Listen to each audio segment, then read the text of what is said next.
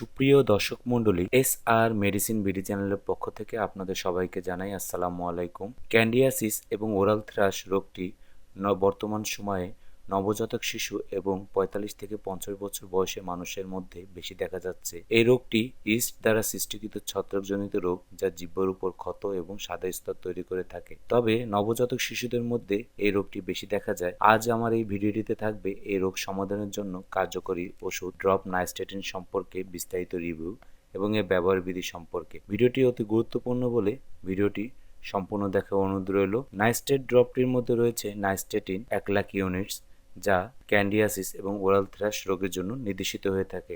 এই নাইস্টেট ড্রপটি ম্যানুফ্যাকচার করে থাকে একমি ল্যাবরেটরিজ লিমিটেড।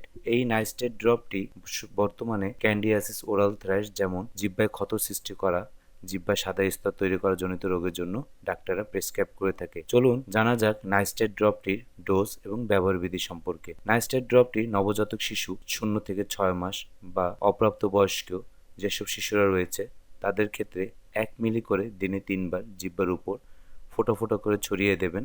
সকালে একবার, দুপুরে একবার, রাতে একবার, এভাবে মোট 7 দিন। এবং যারা প্রাপ্তবয়স্ক যারা রয়েছেন তারা 2 থেকে 3 ml জিহ্বার উপরে সকালে একবার, দুপুরে একবার, রাতে একবার ফোঁটা ফোঁটা করে ছড়িয়ে দেবেন। 6 থেকে 7 দিন ব্যবহার করবেন। তবে এর পাশাপাশি বাজারে মাইক্রোরাল জেল বা জেলোরা জেল নামের আরও অসংখ্য জেল পাওয়া যায়। এই ড্রপের পাশাপাশি যদি ওই ড্রপটি জিহ্বায় ব্যবহার করতে পারেন তাহলে আরও দ্রুত কার্য প্রদর্শন করবে।